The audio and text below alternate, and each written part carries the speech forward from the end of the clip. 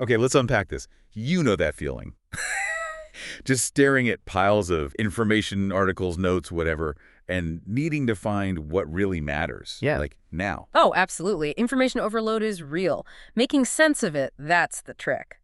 So our mission here is to take your sources, the notes and articles you've got on marketing insights and demand forecasting, and really boil them down. Yeah, distill them. Find the core ideas, the key steps, maybe some surprising bits, just to get you a clear picture. Right. The aim is to give you that solid understanding without drowning in details. Mm-hmm. We're going to dig into how companies gather information, systematically, Mm-hmm. how they tackle specific research questions, how they actually estimate market size with a number on it, and how they keep an eye on those big external forces that affect everything. And it's not just abstract theory, is it? Getting this stuff right is, well, it's fundamental for making smart decisions, where to put your energy, your resources. It reduces uncertainty. Exactly. It helps you spot the real opportunities and manage the risks in what's usually a pretty complicated picture. Okay, so let's start where your sources do the foundation for managing all this info. The Marketing Information System, or MIS. What exactly is that? Think of it as the central nervous system for marketing data. It's a structured setup, people, equipment, processes, all designed to gather, sort, analyze, evaluate, and then distribute the right information. Timely, accurate information. Precisely. To the marketing decision makers who need it. It turns raw data into, well, usable intelligence. So it's got structure, a purpose, not just collecting stuff randomly.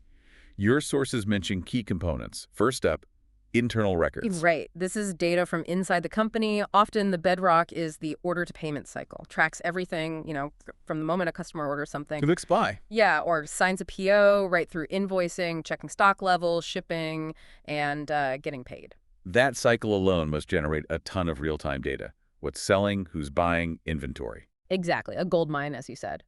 And that feeds into the sales information system, which gives managers structured reports on sales performance, maybe breaking it down by region or customer type, spotting trends. Internal data sounds great. It's right there. Probably low cost. But it is mostly looking backward, isn't it? Historical. That's a fair point. It tells you what happened, which is crucial, but not the whole picture. And that's where the next piece, marketing intelligence, comes in. So this is looking outwards. Exactly. Marketing intelligence is all about scanning the external environment.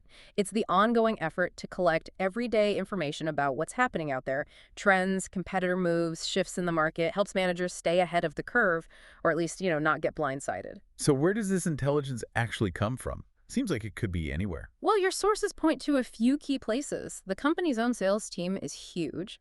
They're out there talking to customers constantly. On the front lines. Exactly. Distributors, retailers, too. You can learn a lot just by observing customers or monitoring online discussions.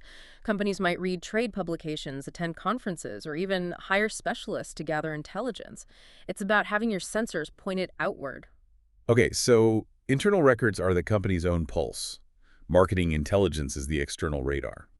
What makes the third part, marketing research, different from intelligence? They sound a bit similar. Yeah, it's a really important distinction your sources make. Intelligence is that continuous broad scanning.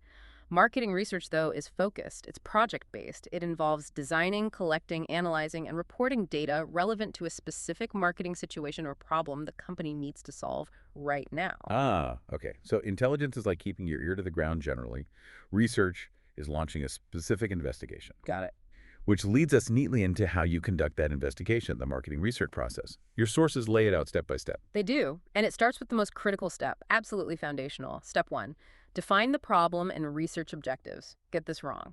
And everything else is wasted effort. Pretty much. You need to be crystal clear about the question you're trying to answer or the decision the research needs to support. What kinds of objectives are typical? The sources mention 3 main types. There's exploratory research that's kind of like initial recon, just gathering preliminary insights, maybe helping to define the problem more clearly. Okay. Then descriptive research aims to describe things like the potential market for a product or customer attitudes or demographics, how big, who, what, where, when. And the third? Causal research. That's about testing cause and effect. Does changing X actually cause a change in Y? Like if we lower the price, will sales definitely go up, and by how much? The American Airlines example in your sources fits this perfectly, doesn't it? They needed to understand demand for high-speed Wi-Fi, Right, not just vaguely. Their objectives were specific. What's the demand? How much would people pay? Who would pay? And how would offering it impact how people felt about their overall service? Very concrete questions. Setting those clear goals then leads to step 2. Develop the research plan, figuring out how to get the answers. Exactly. How are we going to collect the necessary data? And the first big decision here is the type of data you need. Primary or secondary? Secondary data, Mm. stuff that already exists, right? Collected for some other reason. Correct. Think census data, industry reports, articles, maybe even the company's own internal records we talked about. It's usually quicker and cheaper to get hold of. Boy, it's it. The downside. Well, it might not be exactly what you need. Could be outdated, not specific enough, maybe collected in a way that doesn't quite fit your current problem. So then you need primary data. If the secondary data isn't sufficient, yes. Primary data is information you collect specifically for the research project at hand. It's tailored, but it usually takes more time and money. And your sources list the main ways to get that primary data. Observation, just watching people. Yep. Focus groups, getting a small group together for a guided discussion. Survey is probably the most common for descriptive info, asking people questions about attitudes, preferences, buying behavior. Right. Surveys seem ubiquitous. They are. Then there's behavioral data, looking at what people actually do. Purchase history, website clicks, loyalty card data, often more reliable than what people say they'll do. Interesting distinction. And finally, experiments. These are key for that causal research, setting up controlled tests to see how changes in one thing affect another. So back to American Airlines and their Wi-Fi question. They definitely need primary data, wouldn't they? Surveys, probably, to ask about interest and price points. Maybe experiments. Very likely surveys, maybe some form of experiment to test price sensitivity. They might also look at behavioral data, like who buys other ancillary services. Okay, so plan developed. Step 3 is actually collecting the data. Your sources say this is often the toughest part. It can be. It's often the most expensive step and where errors can creep in. Maybe you can't reach the people you need to, or they don't want to respond, or they give biased answers. It requires careful management. Make sense? Get bad data in, get bad analysis out. Which brings us to step 4. Analyze the information. Crunching the numbers. Right. Using statistical techniques, looking for patterns, extracting the key findings from all that data you collected. Then step 5. Present the findings. Making it understandable for the managers. Exactly. Not just a data dump, but clear insights and recommendations relevant to the original problem. Which leads to the final step, the payoff. Step 6. Make the decision. Does the research actually guide action? Hopefully. The American Airlines case shows it working. Their research confirmed demand for Wi-Fi was real and potentially lucrative. Your sources mention estimates like what? $80, $90 million a year? Yeah, something like that. And it helped them set prices, around $12 to $25. So that research directly led to them deciding, yes, let's invest, let's launch this service. It shows the process working end to end. Okay, so that covers the info system, the research process for specific questions. But how do companies quantify the overall market? Move from insights to actual market size. That takes us to estimating market demand. Exactly. Putting some numbers around the opportunity. Your sources define some key terms here, like market potential. What's that, precisely? It's the theoretical upper limit, the maximum possible sales for a product or service in a specific market during a specific time, assuming maximum marketing effort from all companies and ideal conditions. It's the ceiling. Got it. And then there's company potential or sales potential. That's more realistic for a single firm. It's the maximum sales that specific company could achieve within that market potential, given its own plans, resources, and the competitive situation. It's your slice of the pie potential. Okay. And it's important to distinguish total market demand sales for everyone from company demand, just your sales. Absolutely. Your company's demand depends on the total market size, sure, but also heavily on your own marketing efforts compared to competitors and those broader environmental factors. So how do you actually estimate current demand, like right now? For total market potential, your sources mention a couple of methods. One is the market buildup method. This works best in business-to-business markets. You try to identify all potential buyers, estimate how much each might buy, and add it all up. Seems practical if you know your potential customers. Yeah. What about the chain ratio method? Sounds mathematical. It is. You start with a big known number like the total population and then multiply it by a series of relevant percentages or ratios to narrow it down. Like the cough medicine example in Virginia from your sources.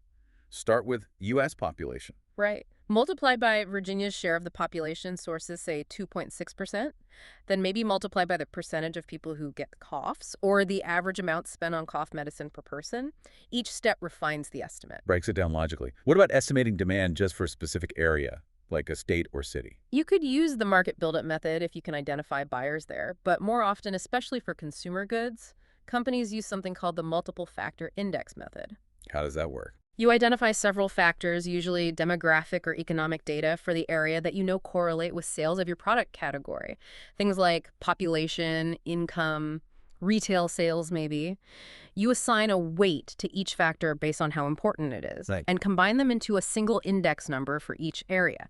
This lets you compare the relative potential of different territories. Like the textile machinery example in the sources, using things like local industry employment, machine usage hours, textile sales, weight them, create an index. Exactly. It helps companies figure out where to allocate their sales force, their advertising budget, inventory, geographically. Makes resource allocation smarter. Okay, that covers estimating what's happening now. But businesses live in the future. What about estimating future demand? Forecasting. Yeah, forecasting is absolutely vital for planning production, staffing, finance, marketing spend, everything. Your sources list several ways companies try to predict the future in Table 3.3. Right, I saw that. Things like survey a buyer's intentions, Yep, just asking customers if they plan to buy. survey a Salesforce opinions, Getting estimates from your own sales team. They're close to the market. expert opinion, Asking industry consultants, academics, other gurus. market test.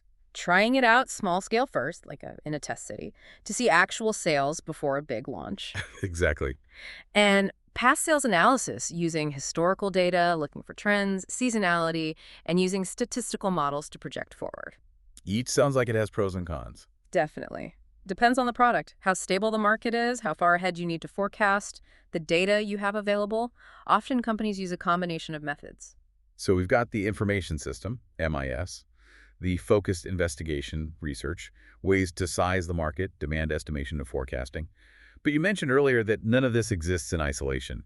Your sources really emphasize understanding the big picture, Yeah. analyzing the macro environment. Absolutely critical. These are the big, broad forces shaping the context in which the company operates. They create opportunities, yes, but also pose major threats. You ignore them at your peril. Let's walk through the main ones your sources highlight. First up, the demographic environment. Basically, the study of people. Population size, where they live, age, gender, ethnicity, education, household types, all that.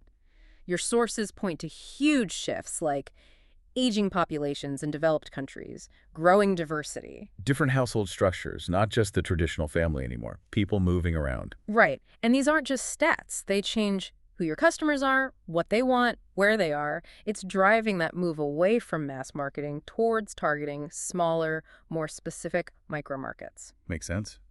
Next, the economic environment. This is all about buying power. Income levels, income distribution, the gap between rich and poor savings rates, debt, credit availability, all affect how much people can and will spend. And understanding how income is distributed is key, right? Different groups spend differently. Hugely important. What a high-income household buys is very different from a low-income one. Then you have the sociocultural environment. This feels a bit more nebulous sometimes. Yeah, values, beliefs, lifestyles. Exactly. Society's basic values, perceptions, preferences, behaviors. Your sources mention core beliefs, which are really persistent, hard to change, versus secondary beliefs, which are more open to change. This shapes views on everything ourselves. Others, nature, work, consumption. Like the growing importance of sustainability, maybe. Or changing attitudes to health and wellness. Perfect examples. These cultural trends create demand for new types of products and services and influence how you should communicate. Closely related is the natural environment. Resources, pollution, energy costs. Right. Concerns about raw material availability, the cost of energy, pollution control, climate change, government regulation of resources. It's pushing companies towards more sustainable practices, and consumers are increasingly demanding greener products. Big area for innovation, but also potential costs. Then the technological environment.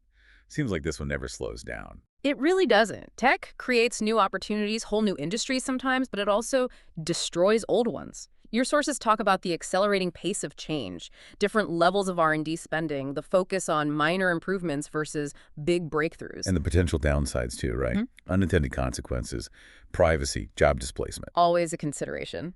And finally, the political legal environment. Laws, regulations, government agencies, pressure groups. Yeah, this sphere has a huge influence. Your sources note the trend towards increasing legislation governing business practices, things like product safety, truth in advertising, environmental protection, competition rules, data privacy.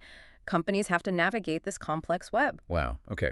So stepping back, we've journeyed from the company's internal data streams through targeted research, methods for sizing up the market, and now this whole landscape of external forces, demographics, economics, culture, nature, tech, politics. It's a lot to track, but understanding these different pieces as your sources lay them out, the MIS, research methods, demand metrics, macro factors, it really provides a framework, a way to structure your thinking and make more informed, less guesswork-based marketing decisions. Yeah, it gives you a toolkit, a way to approach the chaos.